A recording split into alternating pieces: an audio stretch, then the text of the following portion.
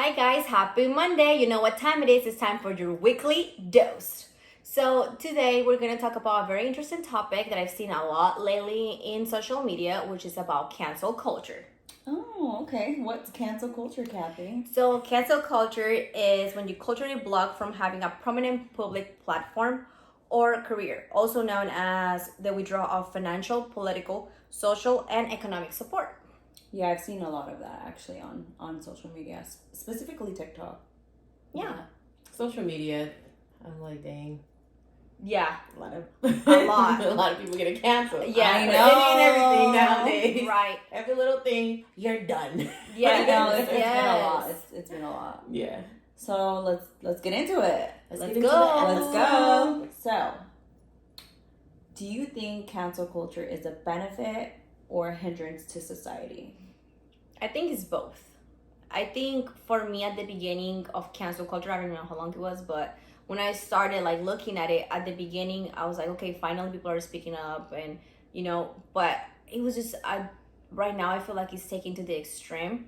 Like for me, I'm gonna talk about myself. Yeah, this is your belief and your point of view. Yeah, your point of view. So from my experience, because you guys know I am very outspoken and I sometimes don't think before I talk.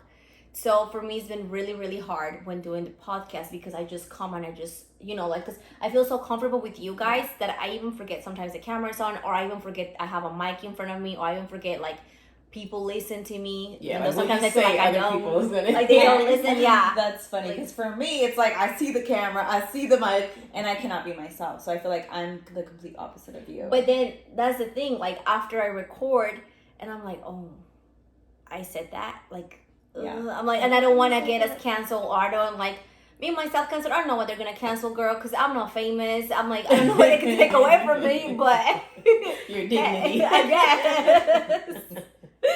But yeah, so it's been kind of hard for me because of that. Like I feel like I always have to remind myself, like people are listening to the podcast, because sometimes I feel like they don't, but people do listen.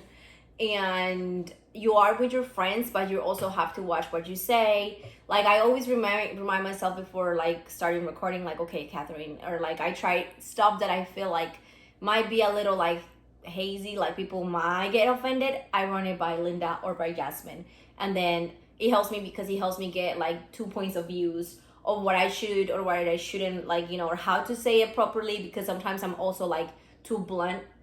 So yeah, and one thing about Kathy and I, we have very, very dark humor. Yes. So a lot of the times, like, we want to make a joke, but then we have to go back because we don't want to offend anyone. Right. And I'm sensitive. Yeah. Yes. And I'm the sensitive one, guys. And then, so sometimes we have to check ourselves so much. Like me and Linda are like, oh, maybe we shouldn't say that. Or like TikToks that we've done, they're like, no, like it's so funny to us. Like we're literally rolling crying. And they're like, no, like they're like people that we like send it to, that we trust their feedback. They're like, that's not okay. And you have to think about it this way, because now you're a student, now you're a nurse. Now, now you're working through things in life that like you have to think about. So I'm like, oh, you guys are right. Yeah. So, and even then, I don't think it's that bad. But that's everything is subjective. Because even the stuff that we do, like we said, we didn't think anything bad about it. But then other people would say, like, oh, hey. She says other people, and she goes, yeah, Jasmine. That's one thing Jasmine always does. Is like Jasmine said, she's very aware. Like she sees the camera, she sees the mic, and she knows like what she's recording. Other people is going to hear. And I'm aware too, but a part of me, I'm very aware, and the other part of me just don't give a F. But then I have to remind myself, it's like all these certifications and these licenses that I have, other people may, I don't know, get offended. But anyways, Jasmine, on the other hand, will say something and she'll like side eye us, and it's like, oh my God, I don't think you guys should have said that. Is that appropriate? Do you think that's appropriate? Yeah, and I'm like, I do think it's appropriate. She's like, I didn't think so. I was like, you know what? Shut up. It's like, well, too late. It's already recorded. It's already there. Like, yeah. I guess for me, I'm just trying to have like more balance, because like I am a sensitive person, so I feel like something will speak to me, and I always think about there's other people who are as sensitive as me. But with this cancel culture, I'm like, and I'll admit it. In the beginning, I was like, get him. Yeah, that was how we started our podcast. It was like, we're going to get everybody. We're going to tell them. Because in the beginning, I was like, you know what? Like, I think cancel culture has its pros, and its pros, I think, specifically are, like, it gives voices to people who don't have a voice. Like, it gives voices to minorities, to people of color, to people who don't have access to politics to be able to change systems, you know? So I thought there's a lot of pros to cancel culture, but I think it's gotten, if I'm being honest, I think it has gone out of hand. It's gotten out of hand. I think it's gotten out of hand. From where it started and the reason why it started to where it is now, it's ridiculous. Yeah, it's freaking ridiculous. Because one thing is maybe me not agreeing to what you said. Fine, like I don't agree with it, but don't go after like your job or your career or your schooling. I feel like it shouldn't be that drastic. And make you sound like a terrible person just because you don't agree with something. I agree. Like for example, you can have an opinion that something is right, and I can have an opinion if something is wrong.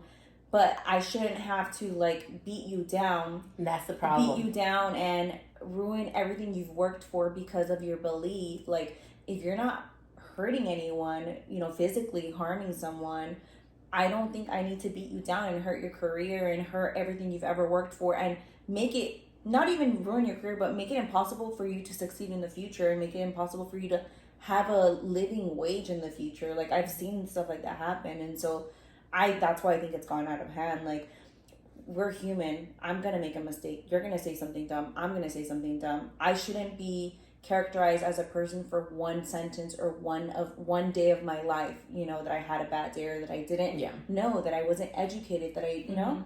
So that's where I'm feeling right now. And that's where the problem happens, is that it moved from cancel culture being a learning opportunity to like, oh, you're just blackballed, like you're just canceled completely, instead of having that person like, oh, like I said something I shouldn't have said, and I apologize and I learned from it. But then now it's where it's like, oh yeah, I want you to apologize, but I still don't accept your apology. Right. And you know why that people think that? Because people are like, oh, they're just apologizing because they got caught. I'm like, no, maybe they are sorry for what they've done and they feel bad for what they did, you know? Like, and then again, yes, they probably got caught too and they feel bad.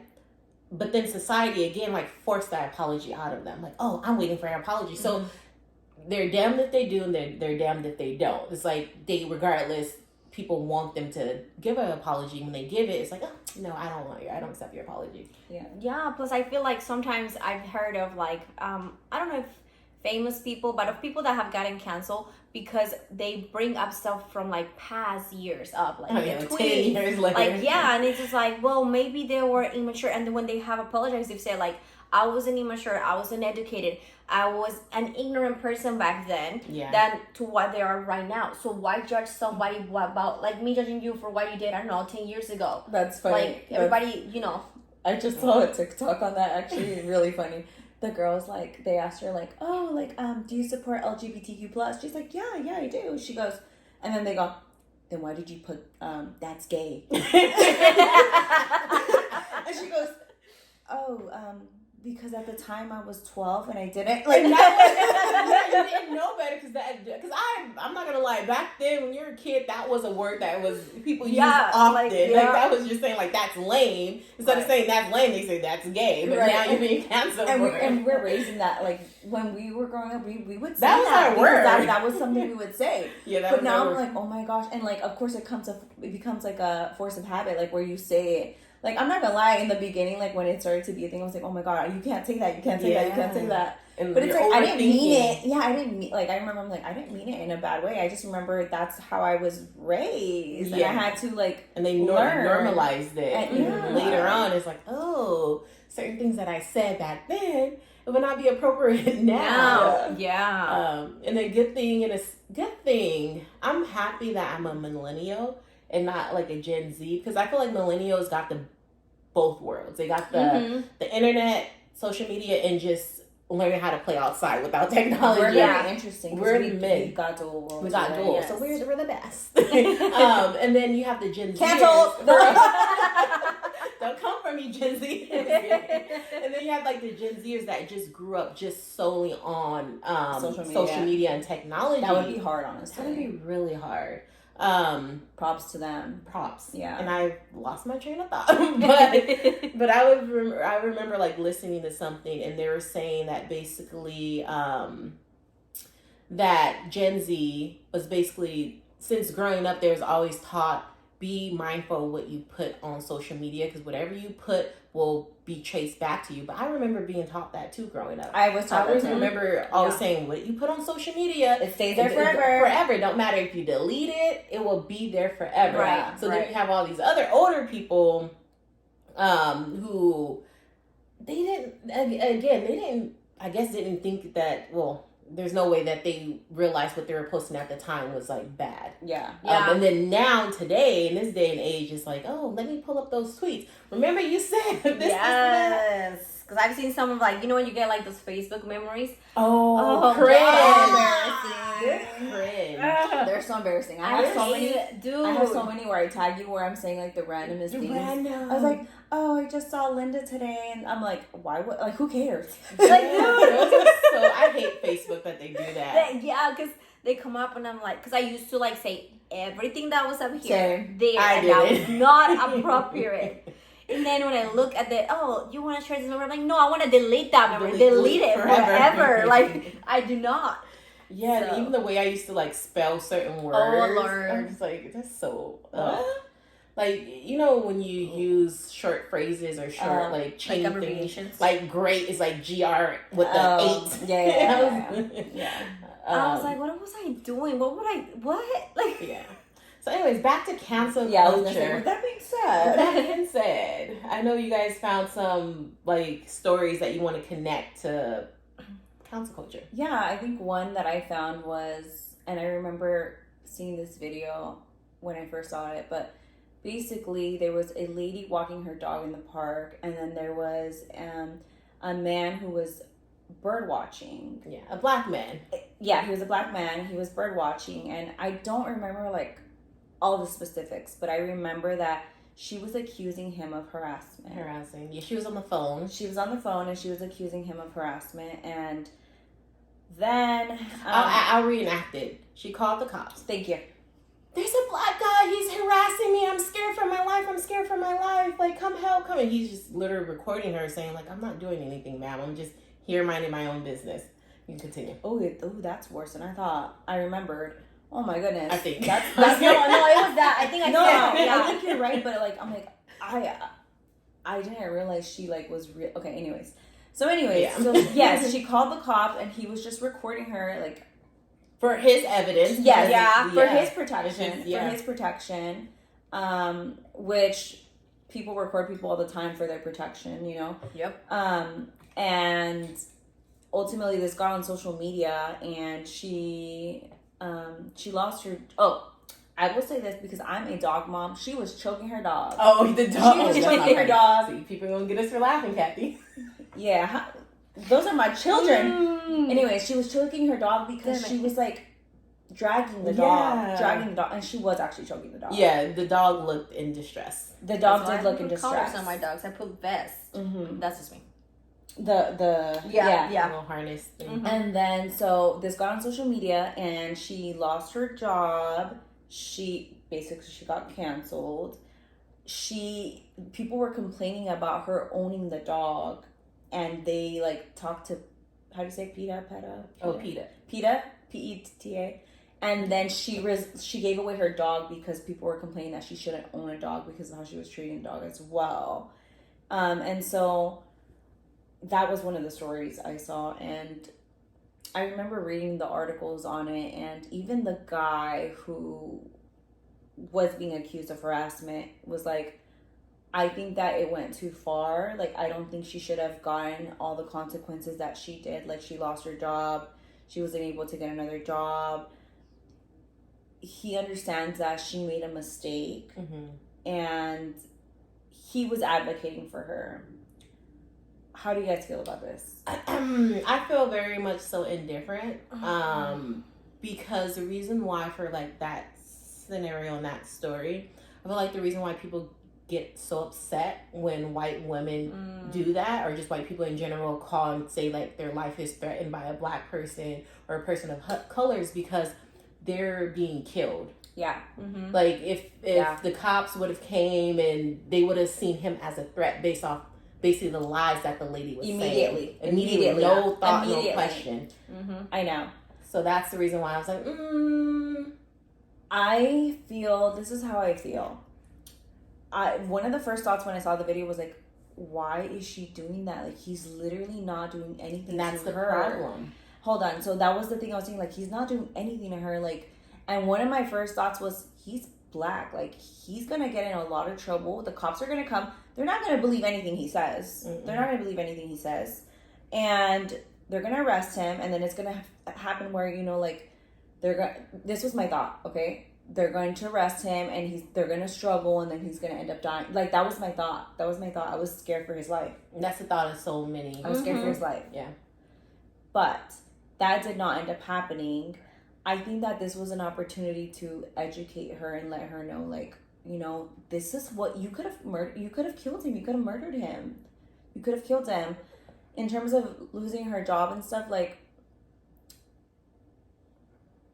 in a sense, you know, murder versus losing your job, they're very different. Yeah. But I think he didn't. He wasn't murdered. Yeah. No, but he very much could have been. Yeah. But even if he wasn't murdered, he could have gone to jail for something false, and then he would have been with no job, or he would have let's say he had a family. So now he's in jail because a white person said this, said that, and then he's in jail for the wrong thing because he didn't do anything. And do you think that white person is gonna be like, "Oh, poor him, I'm sorry"? No. Like, and throughout you see what I'm history, saying? And there's been stories where black males are been imprisoned for many Emmett years Till. later, And Emmett Till too. Yeah, to later find out that it was like false allegation. Mm-hmm. And that's Till. one thing. Yeah, and that's one thing about like social media and technology being a hindrance, but then at the same time being a good thing because it now saved you his have life. cell phones and recording and stuff for evidence. I know. Mm-hmm. And I'll tell you this, the one thing that like applying to medical school has taught me, I'm going to be honest with you, it's learning to see both sides, because when we're like interviewing and when we're doing like all the other exams that we have to do for like preview cast for all that, their situational judgment tests, it's learning to ask questions and not like judge. Yeah. And so one of the first thoughts was, I wonder what she's been through in her life that she felt like he was a threat. Yeah. That was the one question I did have. I'm like, what besides his color, like, was there anything else that like gave her PTSD or, you know, gave her And I understand that was the some one type that I of thought. like Yeah, why is yeah. she so afraid? Yeah. And then based off the image that people portray black people as well. Mm-hmm. And another thing is like I don't like, because I see both sides as well. Yeah.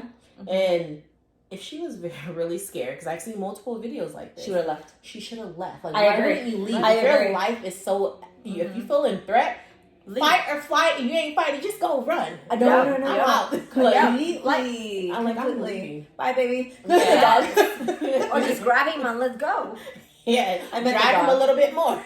No, completely. But I feel like definitely, I don't know where she's at now or anything. I know nothing about her, but I'm wondering where she is, and I hope she was able to learn from this and learn that this was potentially a very, very dangerous situation for him. Yeah, I'm pretty sure it was a great learning lesson for her, hopefully. Yeah. Hopefully. And to add on a story similar to what you and kind of like bring them all, both of those stories together, is that I don't know, I forgot the guy's name, but he was the guy who did a video about Chick-fil-A. Like, he was saying, how Chick-fil-A was homophobic, and he recorded the incident when he went to a drive-thru. It was a young girl, looked like she maybe was a senior in high school or a freshman in college, and was basically questioning her, like, why are you working for a company, an organization that's so homophobic? Like, you're supporting. And the girl was like, no, like, I love people. Like, I'm here just doing my work. And he's like, but yeah, you may be nice, but this corporation, that organization that you're working for, they're homophobic, and you're basically supporting it.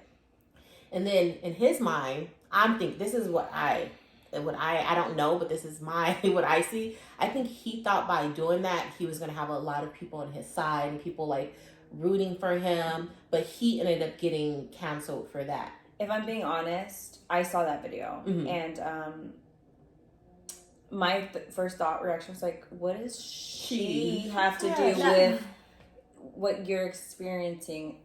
And she has nothing to do with that. And I think the attack, like, I would have been like, oh my gosh, like, I'm so sorry. Bad, You know, I would have felt bad, but also it's like, again, like, they taught me to look at both sides. Like, what if she lives right there and that's the only place that she could work at because she doesn't have a car? Like, that's my thought process. She just needs money and income to support herself. Yeah. Her family. I feel like that's also the misconception with people like that. They, instead of going for the company, they go for the employees. Yeah. Like, why would you go for the employee? If you really want to do something and speak out about the company, go to corporate.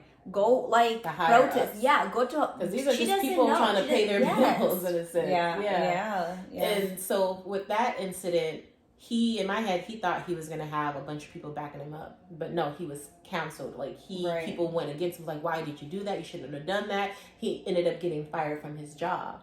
So he was like, well, dang, I got fired from my job, so let me move away. So he ended up moving, I believe, to Arizona, where he got a job offer. And he said, I'm not going to tell this new company that, about that video that's been going mainstream. I'm just going to keep it a secret. He started working at the job for 2 weeks. He was brought into the office saying, like, hey, we saw the video. You should have told us about this. You're fired. You're done. So he was like, dang. And then so he had another job offer not too soon after. And he said, well, the other job fired me for not bringing up the video. So let me tell them. So he brought it up with the new company saying, about the incident with the video that's surfacing. And the job company said, well, do you have plans to do any other videos like this again? He said, no, of course not. I would never, ever, ever do anything like this in my life. Yeah. They said, well, you're hired. You can take the position. He took the position, and a week later gets an email saying, you're fired. Like, we saw the video. You can't work here. And for him, he said that whole incident, he's on the other side. Like, at first he was trying to do the counseling, and then it backfired and he got canceled. And so he says that he can see both point of views now, and he regrets doing what he did, because that literally trickled down and, like, ruined everything for him, to the point where he had to get on, like, get food stamps and stuff to help for his family. But that guy, it was a tough learning lesson. But now he realized how cancel culture can be a negative thing for him, being on the other side. And I feel like that's what we were saying, that like, we made mistakes and he learned from it. Why not give him, like, a second opportunity? Like, because, like, let's say if he goes find a job, he mentions the video, but he could say, after this I've grown so much and I have learned that what I did before wasn't right because of A, B, Y, and C. And I'm ready to, like, do better, be a better person. But that's the issue. Like, society and people are not giving that second opportunity when nobody's God, because nobody's perfect. No one's perfect. So why are they being so, you know what I'm saying? So hard. Yeah, I agree. I think a big con of cancel culture, like, yes, it allows people who are disenfranchised to get, like, accountability and get justice, but also sometimes it results in bullying. In just worse things that it could have. Alienation, everything. Because poverty, like he said, because where cancel culture originated, because it goes far back, but a long time. It's just different names now, but now it's not giving the person, like I said, the opportunity to, like, learn and grow. And it's we're humans. We're going to make mistakes. Like we said, our Facebook flashback updates is like, dang, I used to think like this. I was like, damn, I was really open. He's just young and dumb. Yeah. But it's very tricky. And also, like, I think about, like, we grew up in Oakland, California. We grew up with diversity. We grew up with open-minded people. You know, we had the opportunity to learn, to be accepting, and to learn about people that are different from ourselves. Some people didn't get that. Some people were raised. Some people were raised by, people who did not have did not have open mind, did not have that diversity, the ability to see another person's point of view, or someone that was different from you. And so they were raised that way. They were conditioned that way. And so now they're going into the world because that's the way they were raised. But if you attack them without educating them, there's no opportunity for growth. Yeah. And I think that's very harmful in today's society. Yeah. And don't get me wrong, there's some people who just don't give a... Oh, yeah. They don't, No, they don't care. right. But the ones that are willing to learn and change, those are the ones that we're talking about. Yeah. Because, yeah. Plus, I also seen like, and then that's the thing that kind of bothers me sometimes. That cancel culture is very like pick and like choose. Like, you know what I'm saying? Like, oh yeah, we're gonna cancel this person that has a job, that has a family, that, you know, everybody's depending on it, and we're gonna cancel them forever. But when a celebrity comes and does something out of pocket and they want to cancel that person, the celebrity, sometimes they're like very forgiving with them, or sometimes, you know, like depending on the name, they either get cancel, or and then that's that's a hypocrisy. Like, either you're, you know what I'm saying, like, for something or against it. Right. I completely agree. Yeah, that was one of the main things that I was looking at. It's like, so cancel culture is supposed to give people who don't have the power, right? Mm-hmm. But ultimately, it's a setback to people who don't have power, because what happens is you have these celebrities and people with power and money, right? I'm not going to name people, but you know that there's a lot of people, you know. Money is power. There's like people I'm thinking of, like comedians, you know, who have been canceled and they have money. Artists. And you know, anyways, so you have these people, they get canceled. They lay low. They're good. They have money. They're good. They're good. They wait for people to forget, and then boom, they come right back in. They're okay. They're not the ones affected. The people that are affected are the people like you and me. People who don't have the money and the power.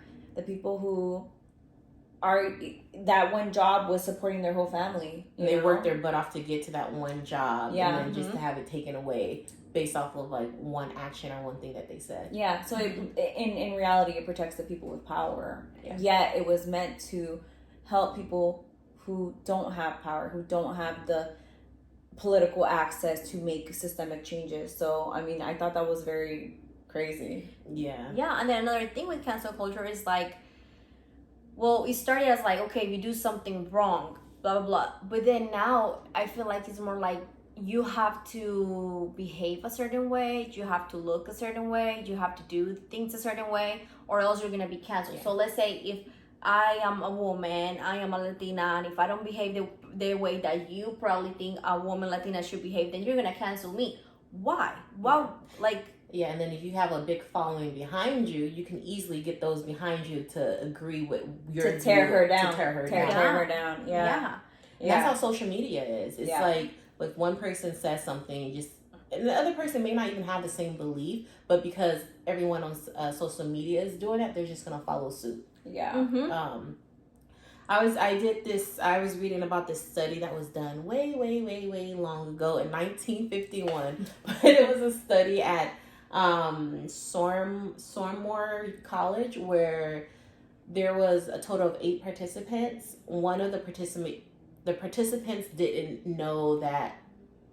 I messed it up. Let me go back. So it was a study that was done. It was a total of 8 students, and basically the 8 students were told to... They were shown a line. A line is like a length. They were shown a line, and they said, you know, we're going to show you a bunch of other lines that will be like different in sizes and length. Your job is to choose the correct line that I originally showed you, which was the correct length. So there's 8 participants. The 7 of them were told all to choose the wrong line. Confederates, that's what they call them. Confederates, that's what they call them? Okay. They told the 7 of them to choose the wrong line to see if that one person who knew the correct answer would choose the correct answer, or would choose the wrong answer, since everybody else was choosing the wrong answer. So everybody was choosing the wrong answer. Let me guess. That one participant went with the group. Even though that one participant knew the correct answer, but because everybody in that group chose the wrong answer, they changed their mind and went with their incorrect. And honestly, if I'm being honest, I think that's what's happening now. That's what's happening. Definitely. It's psychology, you know. So it's like it's easier to go with the norm and with what the group says, because you're not going to face backlash. You're not going to face difficulty. You're not going to face hardships. You're not going to struggle. It's easier to choose something that's easier for you and that's not going to cause you harm, but ultimately we're causing other people harm by not speaking up for what we feel and what we believe. It's easier to assimilate Yeah. instead of going against the norms. Yeah. So that brings me to the question about our podcast. Is that we, like we said in the New Year's episode, we started this podcast to be authentic. Yeah. To talk about what's basically not being talked about in healthcare, and to talk about what we've been going through too as students and applying to med school. Yeah. Do you guys feel that you are someone who is assimilating or still doing what you want to do, and that in a sense that you feel is right? Hold it. Let's pause right here. Stay tuned for part 2. Thanks for listening to this episode of PG3 with your hosts Linda, Jasmine, and Kathy. Make sure you like, comment, and subscribe at a potent dose of 3 so that you never miss an episode and your weekly dose.